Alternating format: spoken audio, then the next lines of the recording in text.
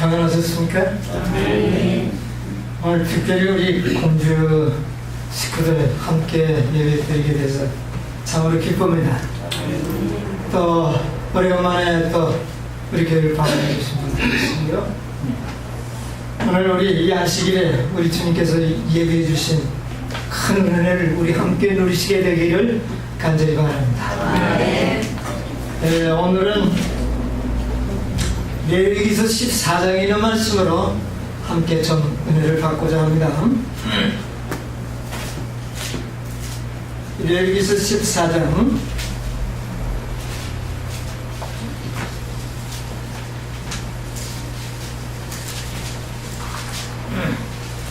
1절로부터 있는 말씀을 제가 낭독을 하겠습니다.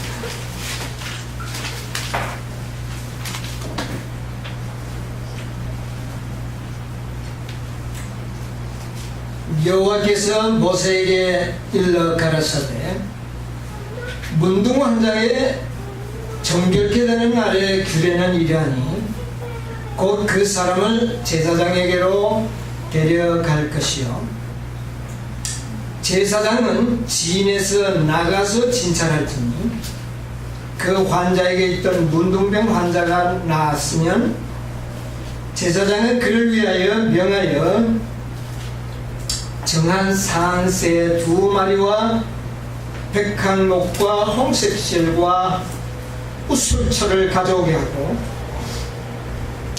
제사장은 또 명하여 그 새 하나는 흐르는 물 위 질그릇 안에서 잡게 하고 다른 새는 상대로 취하여 백향목과 홍색실과 우술초와 함께 가져다가 흐르는 물 위에서 잡은 새의 피를 찍어 문둥병에서 정결함을 받은 자에게 7번 뿌려 정하다 하고 그 산 새는 들에 놓을지냐. 7절까지만 읽도록 하겠습니다. 이 13장 14장에는 문둥병에 관한 규례들을 기록하고 있습니다. 그리고 이 문둥병을 낫게 되었을 때 어떻게 정결하게 되는지를 14장에는 아주 자세하게 규례를 기록하고 있습니다. 오늘 저는 여기에 나오는 문둥 환자가 정결하게 되는 이 규례를 통하여 하나님의 무한한 은혜와 사랑을 깨닫는 그런 귀한 시간 되기를 간절히 바랍니다. 이 문둥 환자는 모든 질병 중에 가장 어떤 점입니까? 어떤 병입니까? 뭐 어떤 질병이 무섭다 할지라도 사실 여러분이 가장 걸리기 싫어하는 병이 어떤 병입니까? 요즘은 조금 과학이 발달돼서 문둥병이 잘 안 걸리니까 별로 생각을 하지 않지만 저희들이 어릴 때는요 문둥 환자 어디에 있다 그러면은 그게 무서워서 아주 동구 밖에 빙 돌아서 오든지 어른들이 와서 데려갈 때까지 기다리든지 그 문둥 환자가 완전히 사라지기 전까지는 길을 걸어가지 않았던 그런 시절이 있었습니다. 문둥 환자들이 종종 볼 수가 있어요. 근데 그 질병이 너무나도 무섭기 때문에 전염성이 있다는 것을 알고 있는 아이들은 부모들이 아주 참 주의를 줍니다. 결코 문둥 환자를 가까이 하지 마. 그래 심지어 문둥 환자는 뭐를 잡아먹는다. 이래가지고 사실은 그게 아닌데 문둥 환자의 접촉을 피하도록 하기 위해서 어린아이들에게 그렇게 겁을 주어가지고 전혀 문둥 환자는 상종조차 하지 못하도록 그렇게 한 적이 옛날에 있었습니다. 그만큼 문둥 환자가 무서운 질병이라는 것이죠. 그런데 여기에 보니까 어떻게 나았는지에 대한 방법, 어떻게 나눈다는 방법은 여기 없는데도 어쨌든 문둥 환자에서 정결함을 받는 경우가 이 있었던 것만은 사실입니다. 이렇게 자기가 문둥환자의 질병에서 나음을 받았다고 생각하면 누구를 찾아가야 합니까? 예, 문둥환자인지 아닌지도 누구를 찾아갑니까? 제사장을 찾아가고, 또 내가 나았을 경우에도 나를 진단했던 그 제사장을 찾아가서 이제 너는 문둥환자에서 정결함을 나았다고 하는 진단을 받아야 합니다. 그러나 진단을 받는다고 끝나는 것은 아니에요. 규례가 있는데 그게 뭡니까? 산새 2마리와 백항목 또 홍색실 우술초를 가져오게 해서 결국은 이 산새 2마리 중에 1마리는 어떻게 됩니까? 죽입니다. 그리고 1마리는 또 살아서 이렇게 날아갑니다. 이렇게 하는 과정을 여기에 제가 읽는 과정을 통해서 여러분 이제 아실 수가 있습니다.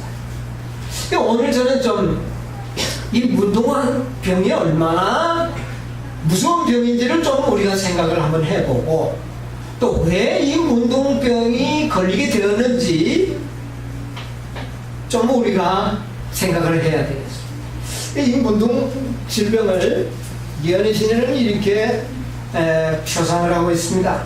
시대의 소망 262페이지 가운데 보면요, 동양에서 알려진 모든 질병 중에 문둥병은 가장 무서운 병이었다. 그 불치성과 전염성, 그리고 그 병이 희생자에게 끼치는 끔찍스러운 결과 등은 가장 용기 있는 사람이라 할지라도 공포로 가득 차게 하였다. 유대인들 간의 이 질병은 죄로 말미암아 받는 심판으로 여겨졌으므로 재앙 혹은 하나님의 손이라고 불렸다. 그 병은 뿌리를 깊이 박아 근절할 수가 없으며 치명적이어서 죄의 상징으로 생각되었다. 그래서 그분의 율법에 의하면 문둥이는 부정하다는 선언을 받는다. 그는 이미 죽은 사람처럼 그는 사람이 사는 곳에서 격리되었다. 문둥병은 뭐를 상징한다고요? 죄를 상징하는 병입니다. 여러분, 문둥병이 무섭다는 걸 여러분 이해하십니까? 걸릴 염려가 별로 없으니까 지금은 좀 자신감이 있는지 모르지만, 문둥병에 걸릴 확률이 참 많았던 옛날 사람들은 문둥병이라 하면 죽음보다 더 두려워했습니다. 문둥병에 걸리는 것은 죽음보다 심했습니다. 그런데 뭐가 문둥병입니까? 죄가 문둥병입니다. 사실은 이 놀라운 규례 속에서 우리가 깨달아야 하는 것은 문둥병이 무서운 게 아니고, 사실은 뭐가 무섭다는 말입니까? 죄가 무섭다는 겁니다. 우리는 이제 문둥병을 별로 무서워할 필요는 없어요. 그러나 뭐는 무서워해야 합니까? 죄는 무서워해야 된다는 이야기입니다. 옛날에 문둥병은 참으로 무서웠습니다. 지금도 무섭죠. 그런데 잘 안 걸리니까 여러분 거기에서 실감이 안 날 뿐입니다.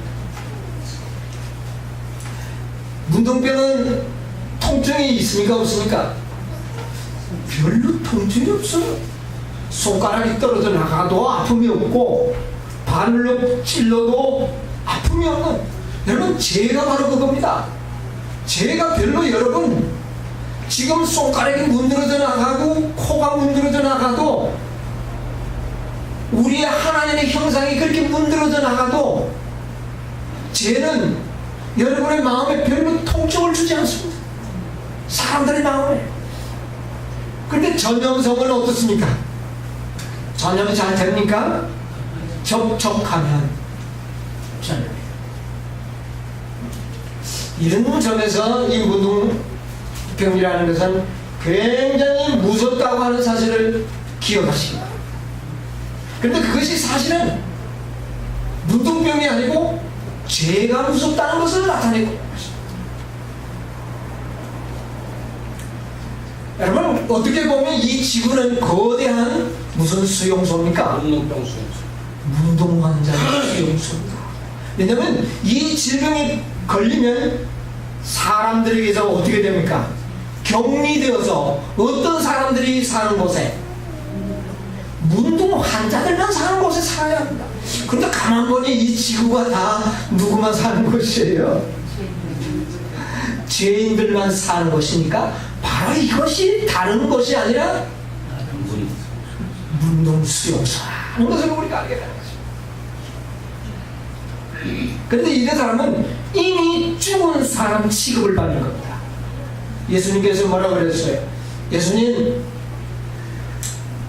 우리 아버지 장사 지내고 예수님 좀 따라가면 안 되겠습니까? 하니까 예수님 뭐라고 그랬어요? 죽은 자는 죽은 자들이. 죽은 자가 죽은 자를 장사하게 하라. 무등한 자들은 다 어떤 사람들이? 죽은 자로 취급을. 그리고 이거는 치명적입니다. 그냥 놔두면 이거는 100% 죽는 거예요. 자, 그런데 어떻게 나았는지에 대해서는 이번 여기 2장에는 기록이 되어 있지 않지만, 여러분, 죄를 치료할 수 있는 방법은 여러분 알고 계십니까? 모릅니까? 알고 있죠? 그러니까 그 치료 방법은 제가 이 시간에는 말을 안 하려고. 근데 중요한 것은 이제 나았으면 더 중한 나병 환자가 되지 않도록 어떻게 해야 합니까? 조심해야 됩니까? 해야 되지 않습니까? 아마 여러분들은 이제 치료를 받은 사람들로 이 자리에 와가 있는 거예요. 그런데 우리도 다시 문둥병에 걸릴 확률이 있어요, 없어요? 접촉하면 우리도 걸릴 수 있어요. 그래서 우리가 어떻게 할 때 문둥 환자가 되는지 좀 이 시간 간단히 좀 연구를 해보려고 합니다. 죄를 짓는 것은 어디에 걸리는 겁니까? 문둥병에 걸리는 것입니다. 자, 우리 예수 그리스도를 받아들인 우리들이 지을 수 있는, 죄를 지을 수 있는 가능성이 있는데 그 가능성이 어디에 잠재되어 있는지 여러분 기억하셔야 합니다. 여러분, 우리가 하나님을 믿는 백성으로서 죄를 지을 가능성이 우리에게 있는데 그 가능성이 어디에 있는지 잘 보시기 바랍니다. 죄는 무엇이 죄입니까? 예? 불법이기. 하나님의 법을 범하는 것이 죄입니다. 가장 확실한 법이 십계명이죠. 자, 여러분, 어떤 계명의 죄를 지을 수 있는지 잘 한번 보시기 바랍니다. 첫째 계명의 죄 지을 가능성이 여러분 있습니까? 다른 신을 섬긴다. 여러분, 다른 신을 공공연하게 섬기지는 않을 것 같아요. 뭐 우상을 만들지도 않을 것 같고 하나님의 이름을 공공연하게 요하지도 않을 것 같고 안식일도 잘 지키려고 노력하는 것 같고 부모님도 잘 섬기려고 하고 살인도 하지 않고 또 도적질도 하지 않고 뭐 간음하려고 하는 사람도 아무도 없고 뭐 별로 죄를 지은 것 같지 않아요. 근데 어느 계명이 여러분이 지금 문제입니까? 거짓말은 조금 할 가능성이 좀 있는데 그래도 거짓말을 안 하려고 여러분 무척 노력하는 걸로 제가 알고 있습니다. 근데 제일 지키기가 어려운 계명이 몇 째 계명이에요? 10째 계명입니다. 뭐 하지 말라? 이웃을 탐내. 이 문제가 있어요. 이것이 여러분을 죄를 짓도록 하는 원인이 되고 있는 것입니다. 자, 우리 레위기서 13장에 보면 이게 문둥 질병이 어디에 발하게 되는지를 거기에 좀 이야기하고 있는데 간단하게 좀 볼까요? 13장 2절 한번 누가 읽으세요? 사람의 피부에 무엇이 돋거나 딱지가 않거나 색점이 생겨서 그 피부에 문둥병같이 되거든 곧 제사장 아론에게나 그 자손 중 한 제사장에게로 데리고 갈 것이요. 자, 뭐가 문둥병으로 발전할 수가 있나요? 피부에 돋아나는 이상한 뽀드락지나 이 뽀드락지를 긁어버리니까 닦지가 않고 이것이 발전해서 뭐가 될 수 있다는 겁니까? 문둥병으로 발전할 수가 있다. 18절에는 또 어떤 경우를 이야기해요? 피부에 종기가 생겼다가 나았는데 그 자리에 뭐가 만들어질 수가 있어요? 이상하게 흰 점이 생기고 뭐 붉은 점이 생기든지 이게 뭐로 발전할 수 있어요? 문둥병이 될 수가 있어요. 자, 그 다음에 24절을 또 볼까요? 13장 24절. 피부가 그래지는데 예. 어떤 자국에 또 문둥병이 발할 수 있나요? 불에 대한 자국이 거기에서 뭐가 만들어지느냐 하면은 색점이 생기고 문둥병이 발할 수가 있습니다. 또 29절을 또 한번 볼까요? 남자나 여자의 머리에나 수염에 한수가 있으며 자, 어디에 또 생길 수가 있어요? 머리나 수염에 뭐가 생길 수 있어요? 여기 문둥병이 발할 수가 있어요. 자, 그 다음에 또 13장 47절을 또 볼까요? 만일 의복의 문둥병 색점이 발하여 자, 됐습니다. 어디에 또 문둥병이 발할 수가 있습니까? 의복에 의복에 문둥병이 발할 수가 있어요. 자, 그 다음에 14장 34절을 또 볼까요? 14장 내가 네게 기업으로 주는 가나안 땅에 너희가 이를 때에 내가 너희 기업의 땅에서 어느 집에 문둥병 색점을 발하게 어디에 문둥병이 발생할 수 있어요? 집에 가옥의 집에. 자, 이 레위기서 13, 14장을 우리가 연구를 해보면 문둥병이 발생하는 것은 우리의 피부와 수염, 집, 의복에 발생합니다. 그래서 그것을 좀 더 간결하게 말하면 사람에게 뭐가 발생합니까? 문둥병이 생기고 그 다음에 또 어디에요? 의복에 생기고 그 다음에는 집에 생기고. 여기에서 문둥병이 생긴다는 말은 이 근원에서 죄를 짓게 된다 그 말. 여러분이 우리가 잘 봐요. 자, 죄를 짓게 되는 세 가지 근원을 여기에 이야기하고 있는 것입니다.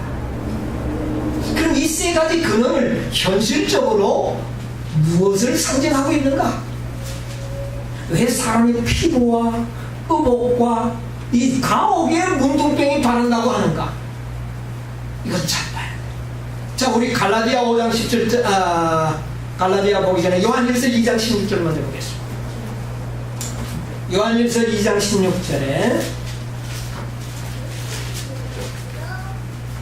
이는 세상에 있는 모든 것이 육신의 정욕과 안목의 정욕과 이생의 자랑이니 다 아버지께로 쫓아온 것이 아니요 세상으로 쫓아온 것이다. 자, 여기 보면 요한은 죄가 어디에 뭐 때문에 만들어진다고 짓게 된다고 이야기합니까? 육신의 정욕, 육신의 정욕과 그 다음에요 안목의 정욕과 그 다음에요 이생의 자랑 때문에 우리가 뭐를 짓게 된다? 죄를 짓게 된다. 세 가지를 이야기하고 있고 레위기서에도 죄가 문둥병이 발하는 세 곳을 이야기하고 있습니다. 이것은 같은 내용. 여러분, 육신의 정욕은 이 육체가 갈망하는 것이죠.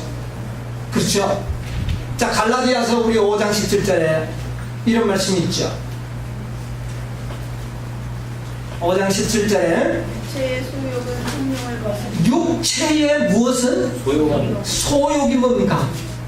갖고 싶은 욕심이란 말입니다. 육체의 욕심은 성령을 거스르다. 그러면 이 피부병들이 보면 뽀드락지가 나고 종기가 나고 하는 이것이 무엇에 대한 결과입니까? 부절제. 여러분, 피부병은 거의 다가 구절제에서 기인이 되는 겁니다. 이것은 뭡니까? 육체의 뭡니까? 식욕. 이런 것에서 이런 것이 생겨요. 그러니까 육체가 요구하는 것. 그러니까 육신의 정욕이라고 말합니다. 이것은 우리의 죄를 만들어내는 거죠. 자, 우리 시편 78편 29절 한번 보세요. 어떻게 우리의 욕심이 죄가 되고 우리를 문둥환자가 되게 하고 멸망으로 인도했는지 거기에 기록하고 있습니다. 시편 78편 29절. 저희가 먹고 배불렀나니 하나님이 저희 소욕대로 주셨도다. 저희 소욕도로 뭐를 줬다고요? 주셨다. 이게 무슨 역사인지 아시죠? 그들이 애굽에서 나와서 뭐가 먹고 싶다고 그랬어요. 고기를 달라 하니까 하나님께서 그들의 뭐대로 줬다? 소욕대로 줬다. 그들이 욕심 부리는 것만큼 줬어요. 그런데 먹고 다들 어떻게 됐어요? 죽었어요. 이게 육신의 정욕입니다. 그러니까 죄가 어디에서 만들어진다는 겁니까? 욕심에서 나온다.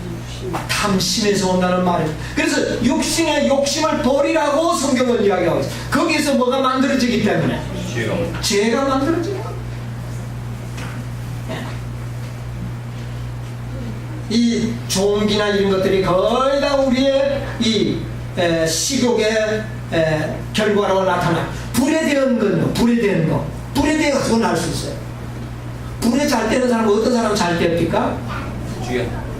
부주의한 사람. 생각 없이 살아가는 사람. 생각 없이 살아간다는 것은 본능적으로 살아간다는 말입니다. 본능은 뭡니까? 욕심이에요. 생각 없이 살아가는 사람, 욕심대로 살아가는 사람을 불에 댄 사람이에요. 이런 자리에서 뭐가 생긴다고요? 문둥병이 발하는 겁니다. 여러분, 부주의하면서 살지 않게 되기를 바랍니다. 우리는 깨어 있어야 돼요. 그렇지 않으면 우리는 그 자리에 뭐가 발할 수 있을까요? 죄의 문둥병이 발할 수 있다는 것입니다. 그 다음에 머리와 수염에 이 문둥병이 발합니다. 머리와 수염. 이거 왜 나올까요?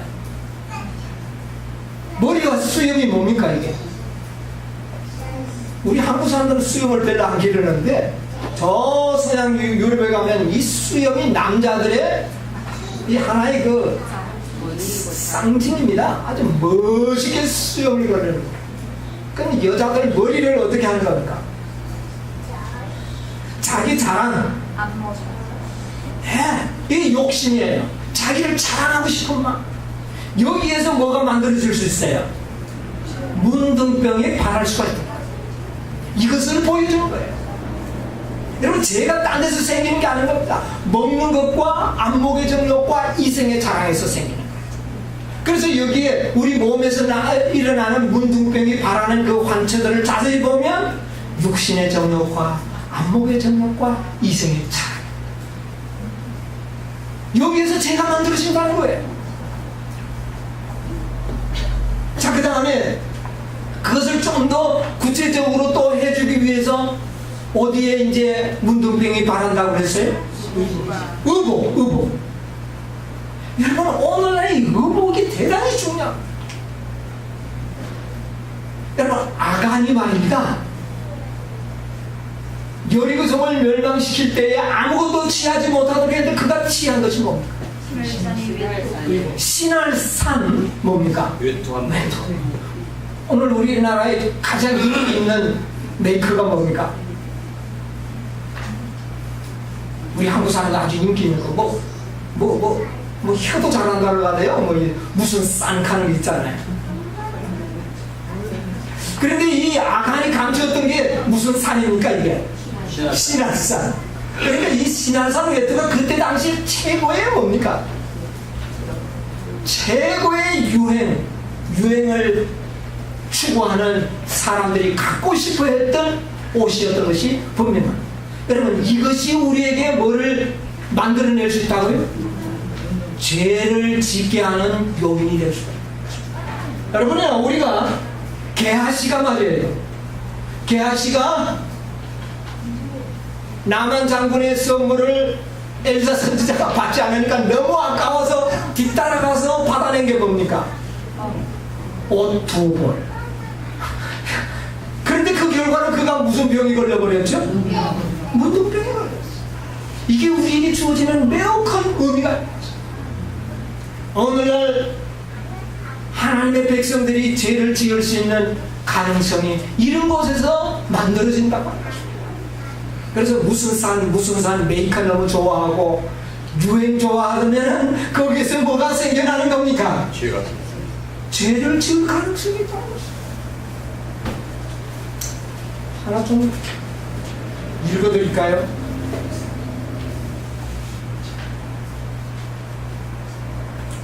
오늘날 많은 사람들이, 이거는 중간보감 1권에 있는 말씀인데, 왜 우리 자매들이 하나님께 응당해야 할 봉사를 하지 않고 그분의 사업에 들여야 할 돈을 그분의 금고에서 도적질하면서까지 이 세대의 유행을 섬겨야 할까?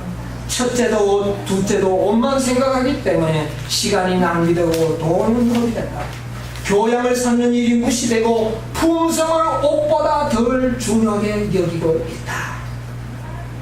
우리의 외모를 꾸미는 일이, 우리의 품성을 만드는 일이 뒷전으로 밀려가도록 만드는 일이 바로 이것 때문이었다는 것입니다. 하지만 하나님의 백성들이 우리의 품성을, 자기 외모를 가꾸는 것만큼만 신경 쓰면 여러분 우리 변화될 것입니다. 이 신할산 외투들 의복에 문둥병이 바라는 겁니다. 다 바라는 것은 아니에요. 우리 조심하셔야 됩니다. 그 다음에 예언신들을 많이 제가 좀 보고 왔는데 시간이 좀 없기 때문에 읽지는 않겠습니다. 이 옷은 쾌락을 추구하고 이생의 자랑을 하기 위한 목적으로 우리의 옷들을 자랑하게 되는 거죠. 이런 경우가 될 때는 그 옷에서 뭐가 발하게 될까요? 문둥병이 발할 수가 있다. 자, 그 다음에 가옥에서 뭐가 또 발합니까? 집에서. 이 집에서 왜 또 집 때문에 우리가 죄를 지을 수 있어요? 왜 그럴까요? 응?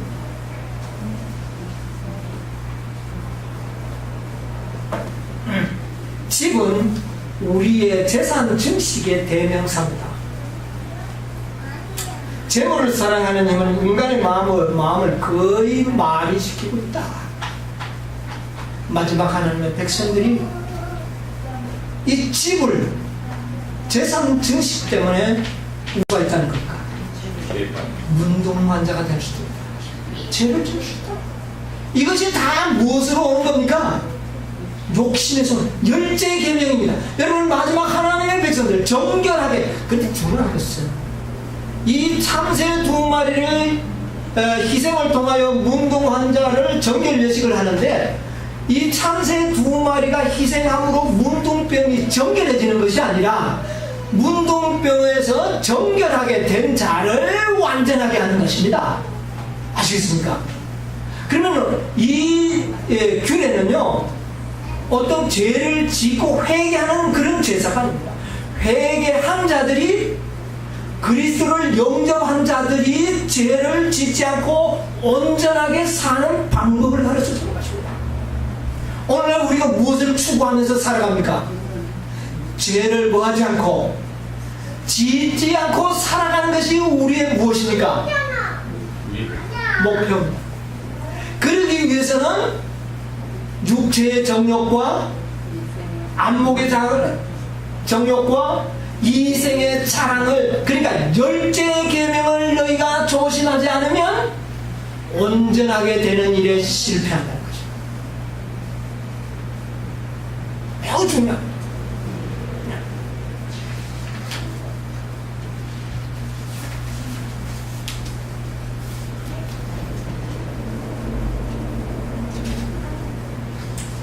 자, 우리 여기에 이 말을 제가 오래 들을 시간이 좀 부족하니까 어떤 부자 청년이 와서 내가 무엇을 하여야 영생을 얻으리까 했는데 예수님께서 계명을 지키라. 그러니까 이 청년이 뭐라 그랬어요? 아, 지켰나이다. 그래도 뭐가 부족합니까? 네가 온전하게 되려고 하거든 무엇을 어떻게? 내 소유를 다 팔아 가난한 자에게 주고 나를 따르라 했는데 이 청년이 뭐하며 돌아가 버렸습니까? 뭐 때문이었습니까? 재물사. 온전하게 되기 위해서는 재물의 욕심을 버리라고 한 것이에요. 그런데 그 욕심을 이 청년은 어떻게 해요? 버릴 수가 없었기 때문에 그는 문둥병에서 낫기는 나았지만은 정결함을 얻었다는 확증을 얻지 못합니다. 여러분, 우리가 바로 그런 사람들입니다. 우리는 분명히 회개하고 죄에서 회개함으로 구원을 받은 자들인데 뭐를 얻어야 되는 것입니까? 정결하다고 하는 제사장의 판정을 받는 일이 중요합니다. 그것을 하기 위해서는 뭐를 해야 되느냐 하면은 산새 2마리를 가져와야 되는 거죠. 그러면서 그것을 가져와서 정결함을 얻기 위해서는 죄에서 우리는 완전히 벗어나야 되는데 그것이 뭐냐면은 육신의 정욕과 안목의 정욕과 이생의 자랑을 포기할 때만이 이 규례에 적합한 사람이 될 수 없는 거죠.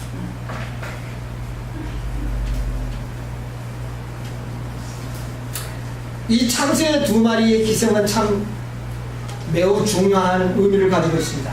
자, 여기에 이 참새 2마리의 희생에 대해서 1894년 엘렌 G. 화이트의 언급하신 말씀이 있습니다. 한번 읽어드리겠습니다. 죽임을 당한 2마리의 새 한 마리는 이 설명을 좀 해야 되겠는데 이 질그릇이 꽤 좀 큰 질그릇입니다. 약 1규빗 정도 되는 지름이 1규빗 정도 되는 질그릇을 준비하고 그 다음에 그것을 흐르는 강으로 가서 흐르는 강물을 위해서 2마리의 산새를 한 마리는 희생을 당하여 피가 그 질그릇에 이렇게 모읍니다. 여러분, 산새가 여기에 나오는 산새는 사실은 참새를 거의 의미하고 있습니다. 참새. 여러분, 참새 한 마리가 피가 많겠습니까? 그건 뭐 한두 방울 나오는 피겠죠. 그 피를 그 질그릇에 붓고 너무 피가 적을 때는 그 물을, 정한 물을 좀 떠서 피와 섞어서 핏물을 만듭니다. 만들고 한 마리는 희생을 하고 한 마리는 꽁꽁 묶인 채로 질그릇 안에 동료가 죽는 것을 보고 발발발발 떨고 있다가 그 다음에 이 제사장이 그 피에다가 백항목 그 다음에 우술초 홍색실로 만든 이런 붓을 만들어 가지고 그 핏물에 찍어서 그 정결함을 받을 환자에게 7번을 뿌려줍니다. 뿌리고 난 다음에 죽을까 싶어서 발발 떨고 있던 공포에 떨려있던 그 쇠는 풀어서 날려보내줍니다. 그러면 그 질그릇 안에 죽을까 싶어 있었는데 거기서 그 쇠는 뭐를 뒤집어 쓰고 있었을까요? 핏물을 뒤집어 쓰고 있다가 날아가면서 어떻게 할까요? 확 날개처럼 날아가면 물과 피를 공중에 뿌리면서 날아갑니다. 그렇게 되면 이 문둥 환자는 정결함을 받을 수가 있어요. 완전히 정결함을 받았다는 증거를 갖게 되는 거죠. 그런데 저는 왜 그 엄청난 문둥 환자의 무서운 질병에서 그가 정결함을 입을 때에 사용되는 희생 제물이 왜 참새냐고 말이에요. 참새. 여러분, 제물로 드리는 제물들은 어떤 것들이 사용되었습니까? 송아지, 그 다음에 양, 염소, 뭐 이런 것들이었습니다. 그런데 가장 치명적인 문둥 환자를 정결케 하는 그 예식에서는 뭐가 사용됩니까? 참새 2마리를 사용했다는 겁니다. 이거 같지만 말이에요. 여러분 참새의 특징이 뭔지 아십니까? 여러분 어디를 가도 참새 없는 나라는 없어요. 열대지방에 가도 참새는 있고 저 한대지방에 가도 참새, 어디든지 참새는 있는데 참새는 누구하고 가까이 살기를 좋아하는 새입니까? 사람과 인연을 맺으면서 살아가려고. 그래서 가장 이 보잘것없는 새, 이름도 없는 새입니다. 그래서 성경에서도 가장 보잘것없는 새의 대명사가 뭐냐? 참새입니다.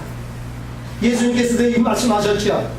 참새 2마리가 한 아사리온에 팔리는 것도 누가 허락하지 않으면 하나님이 허락하지 않는다. 그러면 이 참새는 가장 존재 없고 보잘것없는 존재의 대명사입니다. 한 아사리온, 가장 헐값에 팔려요. 그런데 이 재물은 바로 누구를 상징하고 있어요? 바로 예수 그리스도를 상징합니다. 예수 그리스도는 이 세상에 가장 보잘것없는 존재로 이 세상에 살아갈 것을 상징하는 제사. 자, 시편 102편에 있는 말씀을 한번 보겠습니다. 시편 102편 7절에 내가 밤을 새우니 지붕 위에 외로운 참새 같으니. 내가 밤을 새우니 어떻게 해요? 지붕 위에 외로운 참새 참새. 여러분 참새가 어디서 주로 잠을 잤습니까? 옛날에 지붕 안에. 요새는 콘크리트 집을 다 아예 오지도 못하게 만들어버렸어요. 그러나 과거에는 초가지붕이나 이런 것을 짓고 살면은 이 새들이 어디에서 살았냐면 인간들의 방에는 들어오지 못하지만 처마 밑에서 오돌오돌 떨면서 인간들에게 의지해서 살려고 이렇게 하는 그 참새의 모습을 여기 했는데 예수님 자신을 여기 이렇게 나타낸 겁니다. 뭐라고 했어요? 내가 밤을 새우니 지붕 위에 외로운 뭐가 같다? 참새. 예수님이 이 땅에 와서 인간들에게 그렇게 외면당할 것을 여기에 이야기하죠. 근데 그 참새가 결국은 누구를 정결하게 해주는 겁니까? 문둥병. 죄의 문둥병에 걸렸던 우리를 정결케 하는 희생을 당한다. 그래서 이것을 가만히 생각해 보면 예수님에 대한 미안한 생각이 들어야 안 들어요. 정말 그 사람이 전혀 알아주지도 않는 그런 참새와 같은 이 세상에 오셔서 결국은 우리를 위하여 뭐를 하고 죽으신 그 예수님을 상징하는 것이 한 마리의 산 새입니다. 참새. 그런데 한 마리는 또 어떻게 돼요? 죽지 않고 살아가죠? 이것은 뭐냐면 우리를 위하여 죽으시고 우리를 위하여 부활하신 그리스도를 나타내는 겁니다. 한 마리는 우리를 위하여 죽으신 희생제물이 되신 그리스도요. 살아나신 것은 부활하신 그리스도. 누구를 위해서? 우리를 위해서. 왜 부활하셨다고 기록하고 있습니까? 로마서 6장에 보면 우리를 죄를 짓지 않는 의로운 사람이 되도록 하기 위하여 살아나셨다고 했어요. 의로운 삶을 살 수 있도록 하기 위하여 죽으실 뿐만 아니라 살아나신 자니 그렇게 이야기합니다.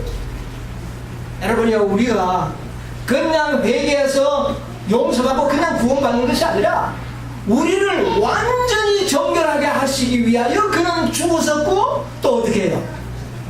살아나셨다는 것입니다. 여러분이요, 우리가 정결하게 될 수 없다는 것은 죽으신 새만 생각하는 것이요, 뭐 하는 것은요, 살아난 새가 상징이 없어지고, 이 살아난 새는 뭐를 뿌리면 날아갔습니까? 물과 피를 뿌리면 날아갔습니다. 물과 피가 우리를 뭐 하는 것입니까? 정결하게 하는 것입니다. 완전히 정결하게. 속죄제, 양을 잡고 하는 건 용서해주는 거예요. 그러나 우리를 완전히 정결케 해주는 것은 참새의 희생. 참새가 날아가면서 뿌리는 그 물과 피가 우리를 완전하게 해주신다고 하는 약속이 이 예시 가운데 들어있는 것입니다. 아멘. 자, 우리가 그러므로 예수님께서 이런 말씀을 했어요. 여우도 굴이 있고 공중의 새도 공중에 나는 참새도 뭐가 있지만 거처가 있어. 거처가 있어요. 나는 인자는 머리 인자는 머리 둘 것이 없는 그가 이 세상에 참새와 같이 살아가셨다는 것을 우리에게 말해준 것입니다. 그분이 바로 우리를 위하여 죽으셨고 우리를 정결하기 위하여 살아나신 것입니다. 그래서 우리는 참새 두 마리의 희생을 우리는 깊이 생각해요. 그래서 이 참새 두 마리는 우리를 문둥병을 낫게 해주는 것이 아니라 나은 자를 완전히 정결하게 해주는 확정을 해주는 것입니다. 그렇다면 참새 두 마리의 희생은 누구에게 필요한 것입니까?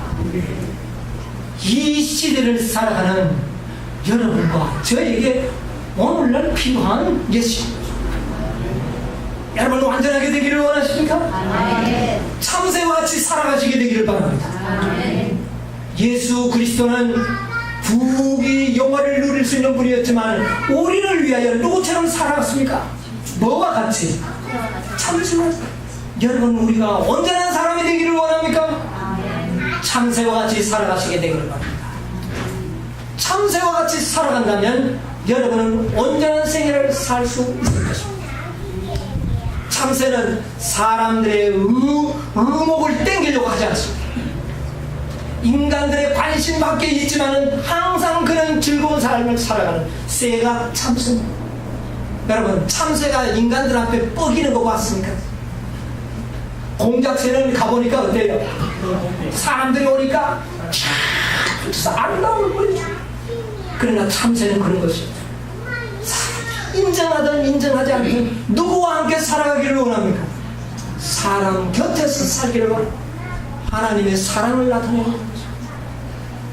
그는 보잘것없는 인간들이 전혀 알아주지 못했지만 그는 인간들과 함께하고 인간들의 죄를 위하여 희생당하고 인간들을 온전하기 위하여 희생당하기 위하여 오신 예수 그리스도를 상징하는 것이 바로 이 참새의 희생이라는 사실을 깨닫습니다. 온전하게 되는 것은 열째 계명을 잘 지키는 사람이 온전하게 되는 것입니다. 넷째 계명이 아닙니다. 열째 계명입니다. 10번째 계명을 우리가 얼마나 잘 지키느냐 이것은 매우 중요합니다.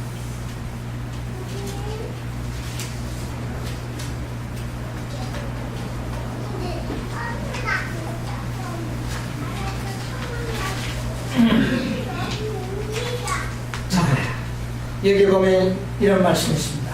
증언보감 515페이지에 보면 지상에서의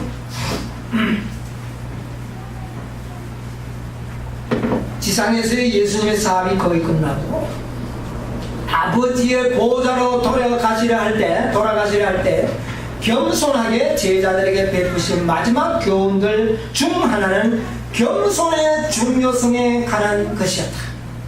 뭐의 중요성이요? 겸손. 여러분 온전하게 되기를 원하십니까? 겸손의 중요성을 배워야 하는 것입니다. 매일 구유에서 갈바리 가시의 그리스도의 생애를 살펴보는 명상의 시간을 가지는 것은 좋은 일이다. 이것을 매일 살펴보면 여러분 겸손하게 될 수가 있을 겁니다. 이 장면을 한 가지씩 택하되 특히 그분의 지상생애 마지막 장면들을 생생하게 그려볼 것이다.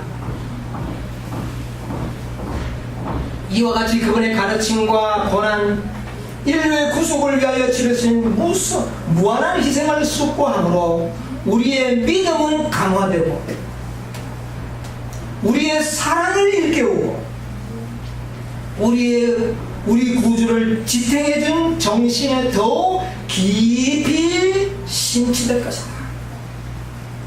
여러분이 우리가 그리스도와 같이 그 엄청난 시험에서 굳건히 그 시험을 이길 수 있었던 것은 바로 겸손의 힘이었습니다. 그가 이 세상에 참새와 같이 살아가는 겸손한 마음이 없었던들 그는 그 시험을 이길 수가 없었습니다. 사람이 전혀 알아주지 않았지만 그는 그것을 개의치 않았습니다. 이것이 우리를 온전하게 하는 힘의 근원이 될 것입니다. 그리스도께서는 영원한 지옥에서 우리를 구원하기 위하여 그 자신은 굴욕을 당하셨습니다. 그분은 우리를 보호하기 위하여 멸시와 조롱과 학대를 받기로 동의하십니다. 이게 바로 이 세상에 오셔서 참새와 같이 살아가신 그리스도의 생애를 우리에게 모범으로 보여주신 것입니다. 우리가 온전하게 되기 위해서는 그리스도의 생애를 모범으로 삼아야 합니다. 그렇게 하기 위해서는 우리도 무엇처럼 살아야 될까요? 참새처럼 살게 되시기를 바랍니다. 예수님이 33년 반 동안 이 세상에 살았지만 30년의 생애 동안에는 정말 존재가 없는 사람으로 살았어요. 분명 그는 참새였어. 그러나 그는 우리를 뭐 하시기 위해서? 죄에서 온전하게 구원하시기 위하여 오신 제물이었다는 사실을 우리에게 보여줍니다.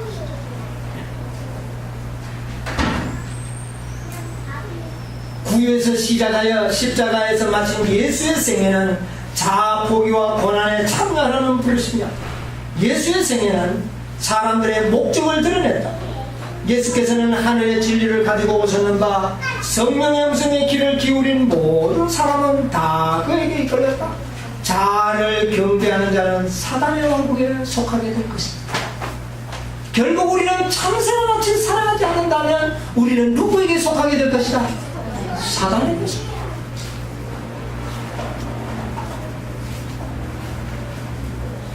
와이프는 자서전에서 이런 이야기를 했습니다. 우리는 돌 같은 마음을 깨트려야 하지 않겠습니까?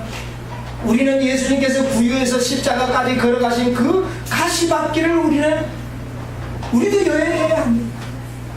우리는 그곳에서 핏자국을 보게 됩니다. 우리가 세상적인 교만심을 가질 수 있겠습니까? 우리는 세상의 표준을 추구해도 될까요? 혹시 우리가 쾌락을 위해서 살아도 될까요? 그럴 수 없다고 이야기합니다.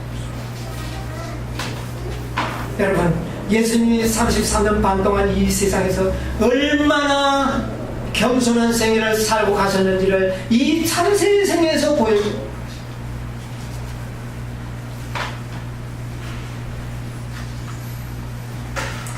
우리를 온전하게 하시기 위하여, 자, 우리 로마서 6장에 보면 이런 말씀이 기록되어 있는 것을 보게 됩니다.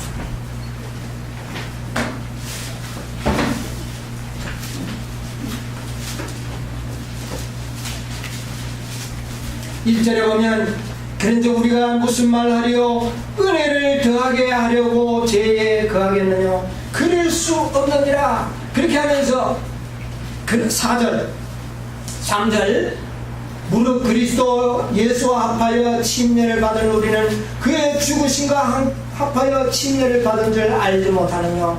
그러므로 우리가 그의 죽으심과 합하여 침례를 받음으로 그와 함께 장사되었나니 이는 아버지의 영광으로 말미암아 그리스도를 죽은 자 가운데서 살리심과 같이 우리로 또한 어떻게 해요? 새 생명 가운데서 행하게 하려 하리라. 이것이 한 마리의 희생과 한 마리의 뭡니까? 살아서 물과 피를 뿌리면서 살아 돌아간 그 새가 가르쳐준 것입니다. 우리를 위하여 죽으실, 우리가 침례를 받으면 죄에 대하여 죽으시며 우리가 그리스도가 살아나시면 우리를 새 생명 가운데서 어떻게 해요? 살아가도록 의롭게 살도록 하는 것입니다. 그 표상을 바로 한 마리의 새가 죽고 한 마리의 새는 어떻게 하는 겁니까? 살아서 날아가는 것입니다. 너희들도 이렇게 살 수 있다. 어떻게 살면? 참새와 같이 살. 여러분이요, 우리가 참새와 같이 살기를 원하십니까? 그렇게 된다면 여러분 문둥병에서 완전히 정결함을 받는다고 하는 그런 판정을 제사장으로부터 받게 될 것입니다. 우리는 큰 죄가 아닙니다.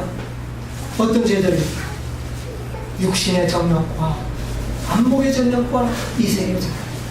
여기에서 우리가 피할 수 있는 유일한 방법은 참새와 같이 살아가는 것입니다. 이것을 우리에게 깨닫게 하시기 위하여 예수님께서는 상징적으로 참새의 희생을 우리에게 보여주신 것입니다.